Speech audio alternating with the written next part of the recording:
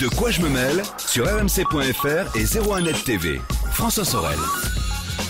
Nous sommes le 27 avril 2018 et comme chaque vendredi, c'est De quoi je me mêle, l'actu high-tech avec tout à l'heure, au menu de ce De quoi je me mêle, eh bien Jean-David Blanc qui est le fondateur de Molotov TV. Peut-être utilisez-vous ce service de télé dans le cloud qui est sorti il y a pratiquement 2 ans. Justement, on fera le point 2 ans après le lancement de Molotov. Comment ça fonctionne? Est-ce que de nouvelles fonctionnalités vont arriver sur Molotov? Ce sera tout à l'heure donc avec Jean-David Blanc qui nous donnera quelques petites nouveautés. Et voilà, quelques petites confessions, si on peut le dire. N'oubliez pas que vous pouvez nous retrouver sur la page Facebook de quoi je me mêle et discuter de toute l'actualité des nouvelles technologies ou alors réagir sur Twitter avec le hashtag DQJMM. Merci d'être là et bienvenue. De quoi je me mêle sur rmc.fr et 01net TV.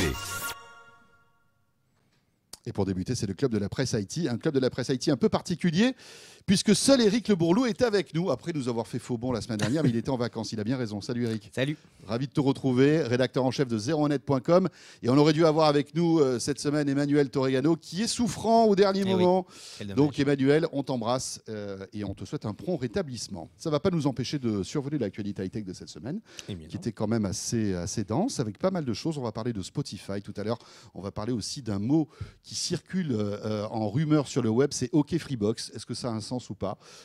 On verra ça dans un instant. On va parler aussi de Xiaomi, cette marque chinoise très intéressante qui s'apprête à se lancer en France. Mais pour débuter, Eric, sans doute l'actu la plus importante et qui va peut-être impacter le plus d'entre nous. Oui, tout le monde va le remarquer très vite. C'est Gmail. Gmail Ouais. qui entame sa révolution et annonce pas mal de nouveautés.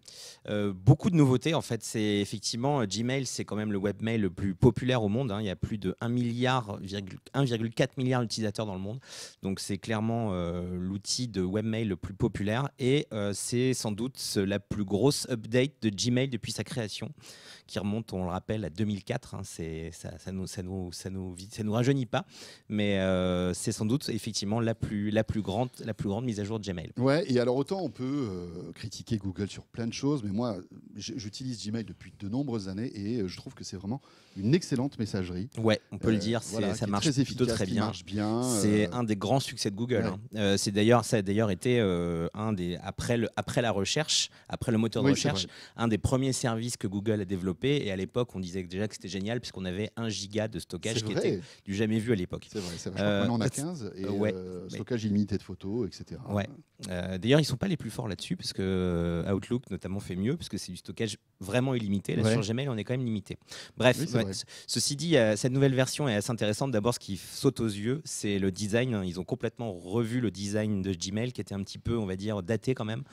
Avec des typos, c'était pas très aéré, on se sentait un petit peu étriqué dans Gmail et ils l'ont du coup complètement revu et corrigé pour que ce soit plus aéré, plus clair, plus facile à prendre en main. D'ailleurs, moi, ça m'a posé quelques petits problèmes. On perd un peu ses petits au début. Ouais, on perd un peu ses petits. C'est un outil qu'on utilise tous les jours et c'est vrai que même si on retrouve effectivement les rubriques à leur place, il y a quand même de sacrés changements, notamment le fait qu'il y a désormais une barre latérale à droite. Ça, c'est un gros changement et très utile pour les gens qui utilisent beaucoup le service Google, puisqu'on a accès maintenant via cette barre latérale à son agenda.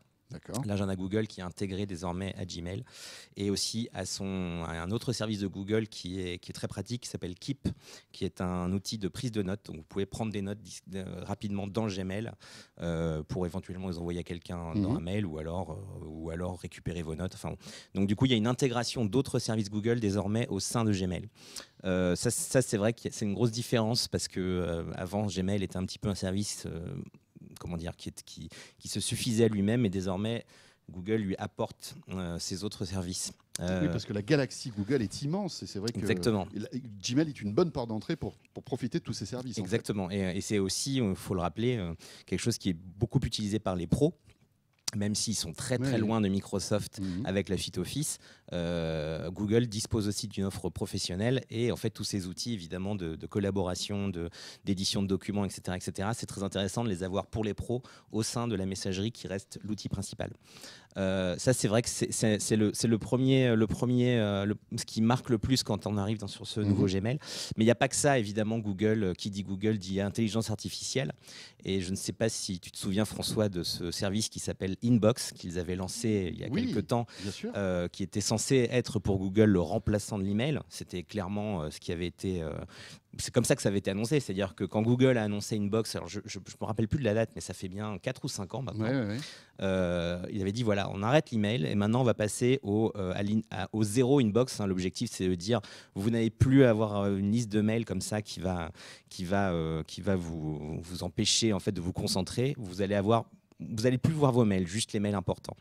Et Gmail, en fait, récupère certaines de ces fonctions d'inbox qui a été un petit peu oubliée, même si Google dit le contraire depuis cette nouvelle version.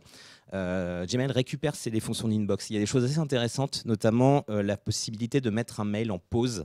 Vous savez, comme quand vous ne voulez pas vous réveiller le matin, vous pouvez appuyer sur votre radio réveil pour aller. Je gratte 5 minutes. 5 minutes. 5 minutes de sommeil. Vous pouvez faire ça avec vos mails dans Gmail désormais. Vous pouvez dire, ce mail, je veux le revoir dans 5 heures, dans un jour, ou dans 10 jours, ou dans un mois. Ah oui. Ce qui peut être très pratique, notamment pour plein de choses, hein, des billets, ou alors un dossier que vous n'avez pas besoin de suivre. Le mail remonte en fait. Le mail remontera automatiquement quand vous le désirez. C'est pas mal. Et toujours en matière d'IA, et là c'est encore plus intéressant, je trouve. Gmail évidemment scanne tous vos mails. Hein, ça c'est aussi quelque chose qu'il faut dire. Gmail lit vos mails pour savoir de quoi ils parlent. Et ce qui va se passer, c'est que les mails qu'il estime être importants, il va vous les remonter et il va vous dire, vous voulez pas vraiment répondre à cette personne parce que c'est quand même l'air important. Donc ce serait pas mal que vous vous intéressiez à ça. Donc automatiquement de lui-même, il va vous proposer de répondre à des gens. Et une dernière fonction d'IA qui était déjà intégrée dans le Gmail mobile et sur mobile, c'est la possibilité de faire des réponses intelligentes, c'est-à-dire automatiques. C'est-à-dire que sur un mail qui va scanner et donc lire, vous pourrez répondre d'un clic, oui, non, peut-être, je serai à présent à cette réunion, non, je n'y serai pas, etc., etc. Ce qu'ils appellent donc les smart replies, et donc qui sont désormais intégrés pour répondre beaucoup plus vite à vos contacts. Ça existait un petit peu déjà sur l'ancienne Gmail, j'ai l'impression, parce que moi de temps en temps je recevais par exemple un mail d'Air France et j'avais dans le mail en fait la possibilité de m'enregistrer. En fait, il y avait des petits trucs et comme ça. notamment sur mobile, Voilà, ou par exemple même pour les invités Outlook, des choses comme ça, on pouvait très Exactement. facilement répondre sans même ouvrir le mail finalement. Exactement. Il y a plein d'autres fonctions qu'on ne va pas évoquer ici parce qu'il y en a beaucoup. Parce que c'est immense. Mais effectivement, c'est une évolution de ça. Effectivement. En termes de sécurité, Eric, il y a du neuf ou pas? Oui, il y a du neuf. Alors pour l'instant, ça n'a pas été intégré. Non pas que Gmail n'est pas bien sécurisé, je pense que c'est l'une des messageries les plus sécurisées. Ouais, mais effectivement, il y a plusieurs choses nouvelles en matière de sécurité. Il y a notamment une protection avancée contre le phishing. Vous savez, ces mails qui vous sont envoyés, qui se font passer pour votre banque ou pour votre compagnie d'assurance et en fait qui vous incitent à donner vos mots de passe. Il y a une protection désormais avancée contre le phishing. Ça, c'est plutôt pas mal. Et il y a aussi la possibilité, mais qui n'est pas encore intégrée à ma connaissance, d'envoyer des mails sécurisés. C'est-à-dire que, en fait, comment ça se passe? Vous envoyez un mail et la personne qui doit le recevoir, va devoir s'authentifier. C'est une authentification à double facteur. Il reçoit d'abord le mail, mais pour le lire, il va falloir qu'il justifie de son identité en recevant un message sur son téléphone. Donc, c'est pas mal. C'est pas mal parce que ça vous permet d'envoyer un mail en sachant bien que c'est en toute confidentialité. Ce sera la personne que vous ciblez qui le recevra. Ce sera la seule personne qui pourra l'ouvrir. Voilà. Donc ça, c'est une nouvelle fonction aussi qui n'a apparemment pas été encore implémentée, si je ne m'abuse. Mais ça, c'est aussi très intéressant d'un point de vue sécurité. On peut imaginer que, par exemple, pour des recommandés, enfin des mails officiels, de signature, d'accusés de réception, de choses comme ça. Mais c'est quand même une couche supplémentaire à l'email, c'est-à-dire que c'est un service Google qui est associé à quelque chose qu'on connaît bien, l'email, et c'est quelque chose d'assez nouveau en fait. Voilà. Il y a beaucoup de choses. Hein. On va pas faire toutes les nouvelles fonctions de Gmail parce qu'il y en a beaucoup. Mais c'est vrai qu'on vous conseille de passer à la nouvelle version. C'est simple. Si vous ne l'avez pas encore, il suffit de cliquer dans la petite roue crantée à droite et vous pouvez essayer le nouveau Gmail. Et si ça ne vous plaît pas, vous pouvez revenir à l'ancien d'ailleurs. C'est ça, oui, c'est cool. Non, il n'y a pas de souci avec Gmail. Hein. On peut revenir à l'ancienne version si on veut. Et je viens de le faire en même temps que tu parlais. Et c'est vrai qu'elle est très épurée. Ouais, c'est beaucoup plus light. C'est plutôt joli. C'est d'ailleurs une tendance sur l'ensemble des sites web de Google. Hein. Et c'est vrai qu'elle avait besoin un petit peu d'un coup de polish. Exactement. L'ancienne version de Gmail. Voilà pour Gmail. L'une des grosses actus quand même, c'est vrai, on le disait, de cette semaine. La deuxième, et elle se précise, dans moins d'un mois, une nouvelle marque va arriver en France officiellement. C'est un événement parce qu'en termes de tech, ça arrive pas tous les jours qu'il y ait une nouvelle marque qui arrive. Non. Et celle-ci, en plus, c'est pas n'importe laquelle. C'est Xiaomi qui est en train de faire un trou incroyable, notamment en Chine, mais dans d'autres pays, avec une baseline qui est assez intéressante, c'est le rapport qualité-prix. Ouais, c'est le rapport qualité-prix, le meilleur rapport qualité-prix possible, on va dire, que ce que propose Xiaomi. Et effectivement, Xiaomi débarque en France le 22 mai avec une boutique à Paris. Et puis un site où on pourra acheter les produits. Alors on ne sait pas encore exactement quels produits ils vont commercialiser, mais on soupçonne qu'il y aura des smartphones, puisque c'est quand même leur activité principale. Mais ce qui est intéressant avec cette marque, c'est qu'ils sont loin de faire que des smartphones. Ils font beaucoup de choses. On a testé à 01net plusieurs de leurs produits qui étaient auparavant accessibles juste par importation. Donc c'était des produits chinois qu'on a un petit peu traficotés pour pouvoir les faire fonctionner en français. Mais effectivement, ils arrivent avec des produits, peut-être un smartphone, peut-être des PC, peut-être un aspirateur, puisqu'on a aussi testé leur aspirateur. Et ce qui est marrant avec tous les produits qu'on a testés de Xiaomi, c'est qu'on est à chaque fois assez convaincus, et même très convaincus par rapport à la qualité et de ce que ça propose en termes de fonction.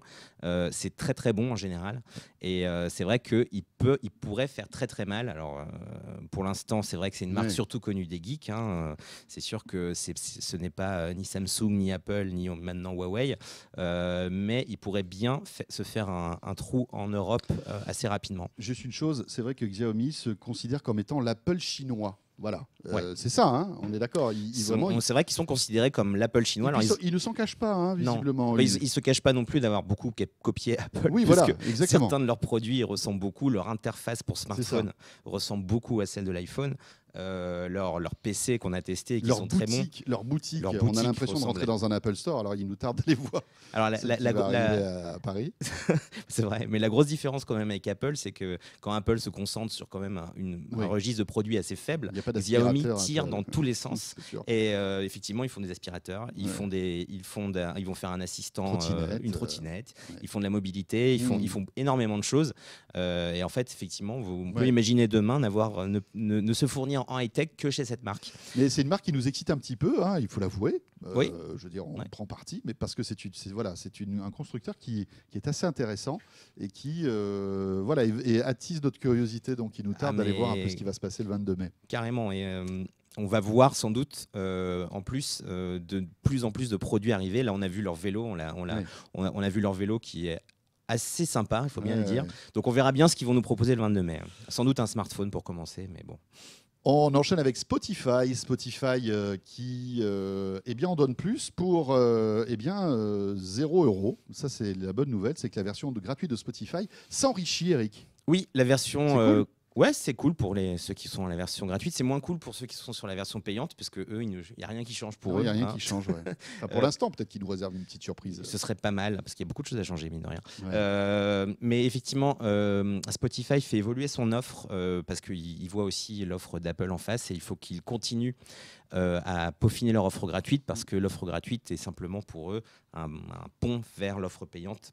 Et il y a quand même 90 millions d'utilisateurs de cette offre gratuite. Et la grosse différence avec l'ancienne offre de Spotify, c'est que vous allez pouvoir avoir 40 heures de musique gratuite par jour. Et cette musique sera... Par jour ? Ouais, par jour. 40 heures de musique. 40 heures de musique par jour. Ça fait plus que 24 heures. Ça fait plus que 24 heures, donc vous ne pourrez pas écouter toute la musique que propose Spotify. Alors, je sais pas, vous faites 20 heures d'une oreille et 20 heures de l'autre. Je sais pas comment vous pouvez faire, mais bon. C'est vrai que c'est impossible, mais bon, ça vous permet d'avoir le choix, en tout cas, entre des morceaux qui seront personnalisés en fonction de vos goûts. Et des morceaux que vous pourrez surtout choisir, parce que le problème de la version gratuite de Spotify, c'est que vous n'avez pas vraiment l'option de choisir les morceaux que vous désirez. Alors que là, on pourra écouter en streaming les morceaux qu'on veut vraiment. Exactement. Alors pas de manière illimitée. Non, pas de manière illimitée, mais bon, 40 heures par jour, ça va, c'est confortable. Et donc il y a une quinzaine de playlists qui vont être disponibles de cette manière. Et en fait, l'intérêt pour Spotify, c'est de dire, maintenant, on est votre radio personnalisée. Vous n'avez plus besoin d'écouter la radio des radios musicales. C'est nous qui allons vous fournir obtenir la musique que vous le souhaitez au moment T. Et ça, c'est intéressant aussi, c'est qu'on voit qu'ils font aussi un effort vers le hors-ligne, parce que c'est vrai que l'autre avantage de Spotify payant, c'est qu'on peut tout télécharger et donc écouter ces morceaux qu'on a envie. Et là, les morceaux pourront être cachés, mis en cache, et donc on pourra aussi écouter Spotify, Ça, y compris quand on n'est pas... C'est-à-dire qu'on est dans l'avion. On peut très bien se contenter de la version logiquement, gratuite. Oui. J'ai pas essayé la version gratuite, mais logiquement, vu que les chansons sont mises en cache. Dites-nous si vous avez testé la nouvelle version gratuite, est-ce qu'on peut télécharger de la musique, même si on n'a pas et pouvoir l'écouter si on n'a pas de réseau. Alors alors je pense qu'on peut pas la télécharger, mais que si comme elles sont mises en cache, on peut la réécouter. Voilà, c'est peut-être pas aussi simple. Voilà, je l'ai pas essayé personnellement. Moi, je suis sur la version payante. C'est-à-dire, moi, le regret que j'ai eu quand ils ont fait cette annonce, c'est qu'ils n'ont rien fait pour la version payante, alors qu'il y a énormément de choses à changer, et surtout quand il y a Apple Music derrière, qui lui aussi continue à avancer. Donc voilà, ce serait aussi bien qu'ils s'en occupent à un moment ou à un autre. Et moi, je suis en train de tester Amazon Music, qui a été lancé il n'y a pas longtemps en France et qui est pas mal du tout, qui a une ergonomie qui est beaucoup plus agréable que celle d'Apple, qui n'est pas compliquée parce que c'est une usine à gaz Apple Music. Sincèrement, je trouve que c'est très compliqué. Il y a de très bonnes playlists qui sont... on a l'impression qu'il y a de l'humain derrière, un peu comme Apple aussi. Un peu comme Apple, d'ailleurs. Et oui, puisqu'Amazon a lancé depuis quelques mois son système. Voilà pour la version de Spotify. Et on termine. Alors ça, c'est un petit clin d'œil. On ne sait pas trop ce que c'est, si c'est vrai ou pas. Si c'est du bluff, c'est possible. Voilà, vous savez que les rumeurs perpétuelles concernant la Freebox V7 se poursuivent. Et il y en a une dernière en date qui vient d'arriver. Eh oui, OK Freebox. Peut-être que demain, vous allez parler à votre Freebox en lui disant OK Freebox. C'est très intéressant comme information quand même, parce que d'après ce qu'on a pu lire sur Internet, Free entraînerait les gens de ces centres d'appel à prononcer le terme OK Freebox. Ce qui signe pour récupérer un maximum de tessiture de voix, de façon de le prononcer, etc., etc. Ce qui laisse penser que pourquoi pas Free travaillerait un système de reconnaissance vocale, un assistant vocal pour sa prochaine box qui devrait sortir cette année. On disait ça en 2017, on disait ça aussi en 2016. Mais a priori là, ce serait la bonne cette année. On disait ça aussi l'année dernière, mais a priori c'est cette année. On verra bien. Mais c'est vrai qu'il est assez surprenant de voir Free se lancer sur ce marché-là, surtout quand on sait qu'effectivement ces assistants, que ce soit celui d'Amazon ou celui de Google, sont intégrables très facilement sur n'importe quel produit. Donc ça voudrait dire que Free développerait sa propre technologie, ce qui est quand même quelque chose d'assez lourd. Donc c'est vrai que c'est surprenant comme information, mais pourquoi pas. Après, c'est vrai que Xavier Niel a expliqué qu'il voulait quelque chose on va dire qui change beaucoup par rapport à ce qui se fait en matière de box sur le marché actuellement.